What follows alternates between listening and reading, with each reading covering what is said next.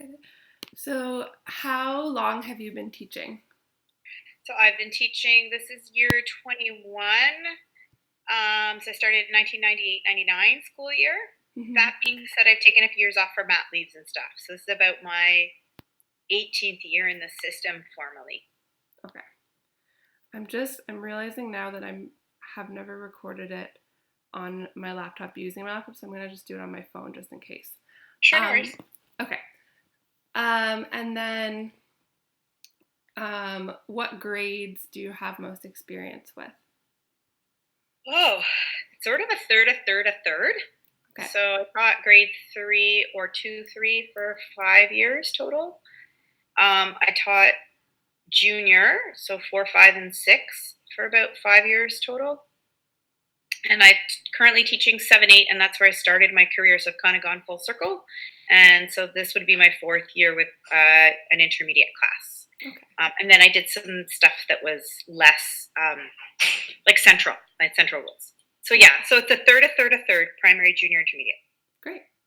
And then how would you describe the community and demographics of the schools that you've spent your time at? So I've been at 4 different schools. The first school I worked at was on a military base in Ottawa Carleton School Board. So most of the kids, if you live on base, that means your parents are privates or corporals. You travel a lot. Hmm. At the time, this is 21 years ago, the kids were mainly from the Maritimes or from out west. Okay. And the next school I worked at was Amesbury Middle School. So it was in North York at Jane and Lawrence. And it was a middle school. So the kids were all, 11 to 14. Hmm. And the demographic of the school is extremely diverse with a large Caribbean community of kids of African descent, but also a big Muslim community, kids of a variety of background. I had a student from Sri Lanka, a student from Afghanistan, like really diverse. Hmm. Um, they are a model school for inner cities that didn't exist back then, but they still have that status, so fairly high on the Learning Opportunities Index. Hmm. You have that language from the TDSB, so they still fit in that demographic, and they did then too. Hmm. Next school I worked at for most of my career is a school called Crescent Town Public School. And so I was there 11 years. And that school is at Vic Park in Danforth. And it is a demographic of largely, it's young kids. So it's K to 4. It was K to 6 when I started there. Okay. The families all live in the buildings there. There's like 10,000 people that live in those buildings. And many of them are new to Canada, largely from Bangladesh and Pakistan, but from all over. Like that's just the biggest demographic. Right. And Crescent Town also is a model school for inner cities and also continues to hold that status, I think, or they have just moved off. I'm not sure. You'd have to check. By the Okay. time I was there, it was. Right. Um, and then I'm now at Duke of Connaught Public School, also a former model school, also no longer a model school. And Duke of Connaught is an interesting place because we're in Leslieville. So we have a wide range of kids that go here. The neighborhood's gentrified quite a bit. Hmm. So in my class, I have 5 languages. I have kids that speak Cantonese, kids that speak some Mandarin, mostly Cantonese. I have kids that speak Hindi at home, have lots of English at home, lots of kids who have moved here who are multi-generation Canadian or who have a variety of backgrounds at home. Hmm. And I have a range of socioeconomic status in my class. So kids who have opportunities to travel around the world and kids that live in community housing. So it's like a big Right. range. And that's true for the whole school. Okay. Yeah. Great. And then, um, how many students would you say are typically in your class? I have 32, and all our classes from grade 6 to grade 8 are over 30 unless they are part of a gifted cohort, which Okay. is a special ed congregated class. And all those classes are capped at 24. Okay. When I teach primary, I've never taught a higher than a 23 Okay. kids, and that cap still exists. Um, okay. And so then moving into social emotional learning, how would you define SEL? Oh, that's a big question. Um, Just to get like your understanding of it. yeah. So I feel like it's about students being self-aware, so it ties self-regulation and mindfulness into that, of their Mm-hmm. own emotional state. So being able to self-regulate, self-reflect on how they are feeling. Mm-hmm. And then equally as important would be, it's also about empathizing and understanding and how to communicate with others and get their emotional state so that we can then communicate effectively between us. Mm-hmm. So for me, Etsy would be about learning how to build my own calm and my own way of understanding and working with my emotions, as well as working in collaboration with others and their emotional state. Right. I don't know if that's oversimplifying No, no, that's great. it. Good. Um, and then what do you think about the relationship between drama and SEL? So I think one of the big roles of drama is to let us be in touch with our feelings and our emotions and our ways of being and ways of knowing, Mm-hmm. and to think about the perspectives of others. So if I think about the elements of drama, um, I think about the characters. So characters have feelings and emotions and states of being. I need to understand mine and another character. In a drama, there is a conflict or a tension or a problem to be solved. With those come feelings and emotions. How might one person perceive a problem versus somebody else? How do I solve that with them? Mm-hmm. Um, and then I think about where the focus and emphasis is. So if I'm really worried about something and I can't focus on anything else, that's my focus. And so in a drama, I might have a scene about that Mm-hmm. and about the focus on that feeling. And then there might be context around that. So that would be your time and place and your setting. And within all of that is relationships. I can't have successful relationships if I don't understand how someone is feeling. So those are the five elements of drama. Yeah. And so for me, when kids role play a situation or they explore through movement, like through a new nonverbal activity, like what we did with image theater with Boal, um, Mm-hmm. they can express their feelings and explore the feelings of others by Mm-hmm. reacting and feeling. And then I also think, for example, writing and role would be a really powerful tool to use because I can actually get into the head of a character or get into my own head of the feeling and reaction towards a situation. So, I mean, yesterday we were getting ready for the mush hole, and the kids were. So the first thing we did was I put keywords on the board that was right from the YPT study guide of words they wanted us to explore with the kids, concepts. Mm-hmm. And then the second thing we did was we played Atom. So they formed different groups, and I just asked them to form different groups and make shapes face to face, back to back, whatever. Then I started to throw in a word. So this time, when you meet with your group, you're going to all, without talking, make a shape for struggle or for whatever it was. And then we talked about, because it was a dance theater piece, we talked about body language. So, what emotion, what feeling, how do I know? Because when we see the dancers tomorrow, we don't have dialogue. We have to be able to read their body language. We have to be able to read their feelings, their emotions. We have to see who we empathize with and why something upsets us, why it doesn't. And then we created a three-part nonverbal story to try to tell a story to the rest of the class Mm-hmm. to kind of get ready for reading the play, if you will, because the play had no dialogue. And so that was all social emotional work. It was all about empathy, reading body language, reading my group because I didn't allow them to talk to plan. So how do I Right. negotiate with somebody if I can't use words? How do I figure that out? The peace walk, we've done that a lot with this class to kind of build Mm-hmm. unity. That's all about reading body language and feelings, and then also talk. Of course, you have to talk to someone. And now tomorrow we're doing an activity that will have to do with tone, and then how do I communicate? I'm going to give them dialogue that they have to then communicate that without words, with Mm-hmm. only body language, and only they're going to try to create little scenes like they did in the show we saw yesterday. Does that Right. make sense? Yeah, Okay. definitely. Thanks. And then do you think, I mean, I think I know the answer, but do you think that it's important to teach SEL to your students? So you probably know that I'm going to say yes. I think it's really important. I also think, particularly in the digital age, where a lot of the communication between students and their friends is at night on their phone, Mm-hmm. DMing each other, texting each other, watching a YouTube video. we lose the relational piece, the human piece. Yeah. And so I think that perhaps one of the reasons that's my own theory. Yeah. One of the reasons that we struggle now with kids and mental health and also with self-regulation in schools is we need to spend more time Yeah. on social emotional learning and building human relationships I say to kids IRL in real life. Yeah. So that one of the things my kids always notice by this time of the year, and they mentioned it in circle meeting today, is how come we don't book the computers as much as other classes? Right. We notice you don't do that as often, and can we have them more to finish up homework? Because by this time of the year, they're also feeling a little overwhelmed with their homework, so they want a little more work time. So I always capitulate this time of year and say, yes, you're right, I'll give you 2 more periods a week. But there's a reason I haven't given it to them yet. And that's because we have to build strong relationships and strong ability to communicate and feel safe in here, so that they're not over reliant on technology. Yeah. If that makes sense. Definitely.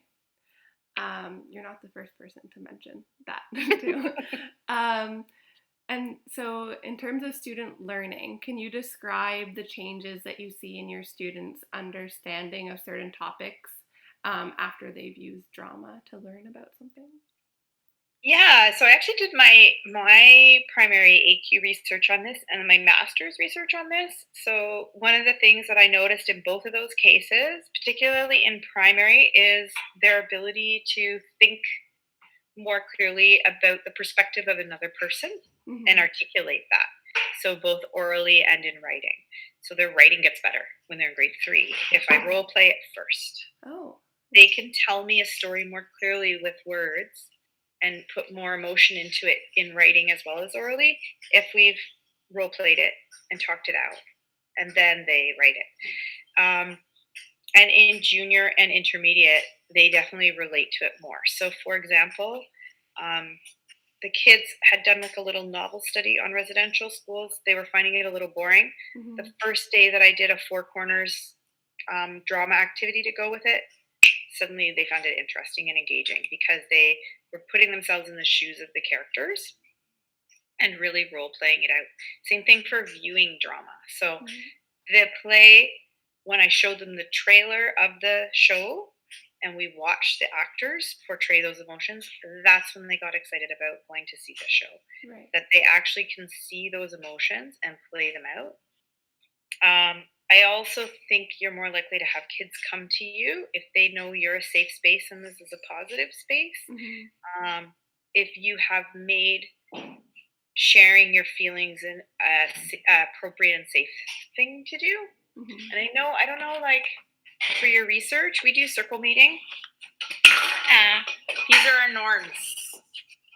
So I don't know if you can see that. Okay.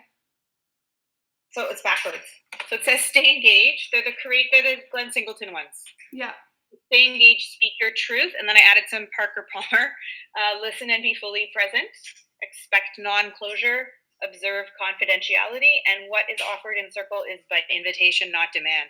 So it's my own like remix on Glenn Singleton and Parker Palmer. Those are my theorists. That's so great. I didn't put purposefully. I didn't put the Glenn Singleton expect discomfort. I will be adding it, but we're not there yet. I'm trying to get them to share safely. Yeah. So I do want them to feel comfortable. So that was very intentional to wait on that one because I do want them to feel safe to debate, but I want them to listen and be fully present without judgment. So that's the piece right now I want them to do is just listen without judgment, and then we'll get there. We'll get to experience comfort. That's great. So. Yeah. Okay. So then how have you seen your students' decision-making skills change or be challenged through drama? Well, I think keeping them accountable to plan something like time on task, to work through a problem and solve it. I would say drama is equally as valuable as like a STEM task. And that's why I think the two integrate really well. Yeah. Because in drama, you're thinking more about like the ethics of something. and the feelings of somebody else before you make a choice. Like, am I going to make this person safe when I choreograph this movement piece? Or, Right. how are we going to interact? Are you okay saying this? If I say this, what's going to happen next? Mhm. So there's a give and take. So you watch them kind of working through that process. Um, and then in STEM, it's often more interactive. So they're building. So I think they build some of the same skills, but in drama, you're asking them to be in touch with their emotions. So I find, like, at the beginning of the year, if you really structure those experiences, like that gradual release of responsibility, Mhm. then hopefully by the end of the year, you can have them creating with more independence. And then you see that they are able to make more decisions at once on their own Mhm. without me intervening and saying, okay, now step one, step two, Right. step three. So it's like that higher order thinking, getting them to create a bigger task. So an example would be my class 2 years ago. We started with process drama at the beginning of the year. They said, Miss, we want to make a play. We want to make a play about this book, The Boy in the Dress. I said, sure, but we're going to do it at the end of the year. Mhm. Because I knew at the end of the year, they would have like all the strategies they needed to make a play as a class. And they did, and we put it on in at the end of May for the parents. Right. Yeah. So what strategies do you think they picked up through the year? So that class was pretty strong. So one of the things that I think they already had was the idea of dividing up the work. Mhm. But I think some of the strategies they picked up was spend a lot of time talking about, in that class, a real focus was gender identity. Mhm. So picking up a way to do inclusive casting to let everyone be a part. Mhm. And they used, without knowing it, a lot of the drama strategies that we used. So at one point there was a wave, at another point there was a corridor of voices. The way they directed the scenes to have the same person play, no, they had three people play the same character because Mhm. there were three people that wanted to play Dennis, two boys and one girl. And I said that's fine as long as the point of that play is about gender identity. So if you have a boy playing Dennis, he has to be in a scene where he wears a dress, and you have a girl playing Dennis, she has to be in a scene where she's not wearing a dress. And Right. they did all of those things, Mhm. and they were able to weave it. And then one ethical decision we had to come to, which was really more about social justice, was there was a young person in the in the class who wanted to play the role of Raj, who's a shopkeeper, and he's also Mhm. South Asian, so he felt like an identity of this character, and he wanted to use an accent like in The Mhm. Simpsons. And his mom happened to be a teacher, and she and I both caught that about the same time. And so we had to like have this conversation about why not, Mhm. and how could we build this character to be deeper and richer than kind of a humorous character. And then he created like an ally character, and he created like an opportunity for this character to be an ally to the other characters, and he built a whole scene that Wow. didn't exist before by looking at point of view. And he wrote the scene at home, and he brought it in, or he Wow. put it in Google Drive, and then we added it to the script. Yeah. And That's so great. that, I think, wouldn't have come about if we hadn't spent a lot of time Mhm. thinking about role and point of view and empathy, as well as the piece around, social justice and appropriation and anti-racism. Right. Yeah. And then do you think that those decision-making skills were like transferred into regular life as well in any ways? Oh, yeah. I mean, I think they are. One of the things that was neat about this particular class is they definitely transferred a lot of things. So if we learned something in one class, they would transfer it over. Mhm. And in the class I'm in right now, I'm excited to see how it will start to transfer as we start our first inquiry. But you Mhm. definitely see it because if you model certain things around decision making or role play Mhm. in one section, then if you give them a bigger task, you see that start to transfer. Yeah. Um, in the schoolyard, it's harder to gauge, Yeah. but certainly communicating out in the community and like we're out on a field trip, you can definitely see it. So the kids, we're building relationships today around transferring what they learned in class to what they saw on the stage, or how they would behave in the community given a real life experience talking to a survivor. Right. Yeah, I don't know. Yeah. Yeah. No, that's great. Um, and then um,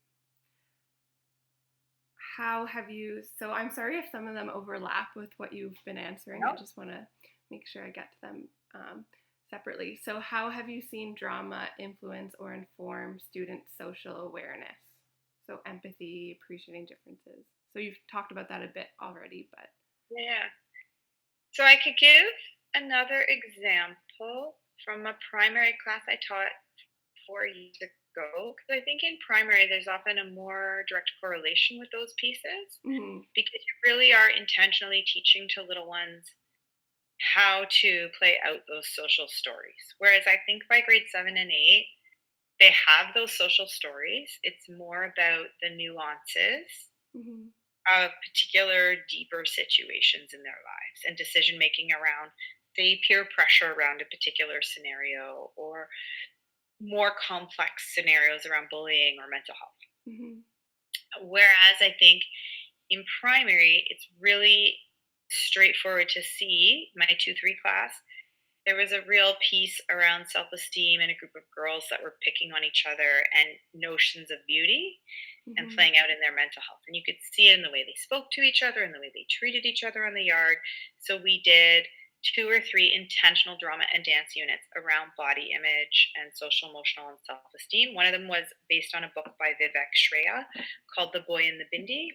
And Hmm. there's a drama and integrated arts unit by Megan Park to go with the book. And we used that and we did roll on the wall and we played with that and we did self portraits. And then that actually became something they brought in regularly to their conversations around self esteem and beauty.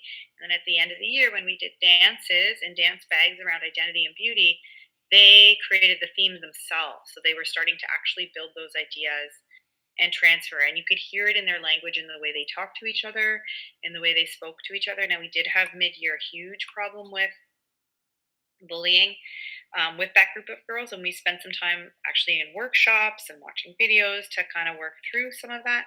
And Hmm. so drama became really a valuable tool to Hmm. role play scenarios, to give them a social story so that if they were in the situation, they could use those scripts. So it was a little bit not in drama class, but in the workshops, like Right. really specific scenarios. Let's role play this out now. Hmm. How would you say that differently? Let's try it. How would that make you feel? And so it was work that I did with like a group of 6 kids Right. that really intentionally kind of proved that yes, drama works to change your behavior on the yard. Right. Great. Yeah. Um, it's fun because you keep hitting other points too. So, but it's great. And then, in terms of student behavior, how do you observe the changes of student behavior, like either during a drama or after the fact, a drama activity or It depends on the kid, right? after? Hmm. There are kids, and I'm noticing that now that I'm teaching older kids, because I haven't done that in a while. The buy-in is really important. So what the drama is about in a lot of ways and how you structure it is as important as the drama itself Hmm. to hit the age engagement piece. So in primary, buy-in is not hard. And so you do see a Right. change, and you do see, I mentioned the writing piece. So you do see a change in depth of thinking right away. Yeah. In junior and intermediate, it's a little more complicated, I think, and it's not always the same. So you're not going to buy in 100% of the kids in primary. In junior and intermediate, you're going to see buy-in and deeper thinking and writing and empathy from some kids, and other Hmm. kids, they're going to watch maybe, or Yeah. they're going to